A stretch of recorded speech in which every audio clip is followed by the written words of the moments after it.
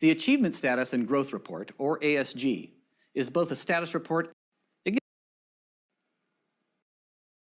The Achievement Status and Growth Report, or ASG, is both a status report and a growth report. It gives me a snapshot of my students' MAP performance and provides context by showing me how my students' scores and growth compare with other students across the country. If I want to look ahead to see how my students might perform on a future MAP test, I use the ASG Projection Report. If I want to see how my students actually performed, I look at the ASG Summary Report. From the ASG Summary, I can view growth data for each student and for my class as a whole. I can also compare my class's achievement and growth with normative data.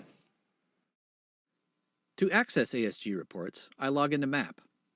Under Achievement Status and Growth, I can choose the Projection or Summary Report, or the Summary with Quadrant chart that includes an interactive graph and table. Today I'm going to look at the ASG Projection Report and the Summary with Quadrant chart. When creating my ASG Projection Report, I choose Fall for my test term. For the growth comparison period, I select the specific period I want to view: fall to winter, fall to spring, or fall to fall. I'm going to select fall to winter. I use the ASG Projection Report to see how my students scored on their fall MAP tests and the typical growth projection based on those scores from the NWEA norm study.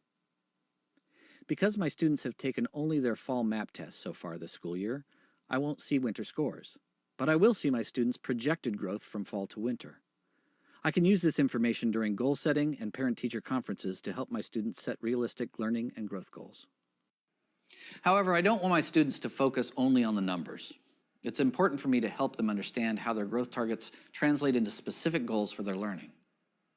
Other MAP reports, like the Student Progress Report, the Class Breakdown by Goal Report, and the Learning Continuum, help me know which skills and concepts my students are ready to learn. So working together, my students and I can set both growth and learning goals. Take, for example, Wilkerson Barkley. I've been working with him to help him catch up to our grade level norm. During our next goal-setting conference, I'm going to challenge Wilkerson to set a growth goal that's slightly higher than projected growth. Together, we'll look at what learning goals he can focus on to help him achieve that goal. Another one of my students, Kay Balter, is already performing higher than grade level norm, but I still want to be sure she shows growth from fall to winter. I'll work with my high-achieving students, like Kay, to set challenging learning goals so that they can keep growing academically. Once I've completed 2 test seasons, like fall and winter, I like to use the ASG Summary with Quadrant chart. I can use this report to see growth from fall to winter, fall to spring to spring, and more. Regardless of which 2 testing terms I select, I will not see summary data in the report until we have completed 2 testing events. The ASG Summary with Quadrant chart is color-coded, so it helps me visualize my students' achievement and growth. It's also interactive, allowing me to change my selections and see updates in real time. This report shows data in a quadrant chart and table. I love the quadrant chart because I can see at a glance how my students are performing compared with other students across the country. Right now I'm focused on math, so I'm going to deselect the other content areas. The achievement percentile on the horizontal axis shows my students' math performance compared with students across the country at the same grade level, with the same amount of instructional time prior to testing. The conditional growth percentile, or CGP, is on the vertical axis. The CGP shows where a student's observed growth falls relative to his or her growth norms. This allows me to compare my students' growth with other students regardless of grade, initial RIT score, or instructional weeks. The 4 quadrant colors help me quickly visualize how my students are doing.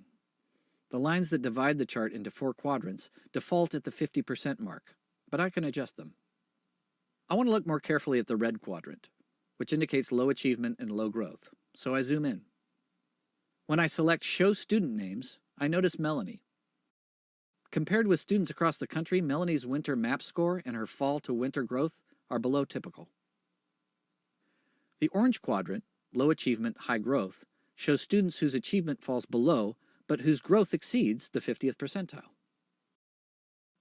The yellow quadrant shows high achievement, low growth, and the green quadrant shows high achievement, high growth. In the fall, I set a goal to get as many students as I could academically on track for college. Looking at the NWEA MAP College Readiness Benchmark Study,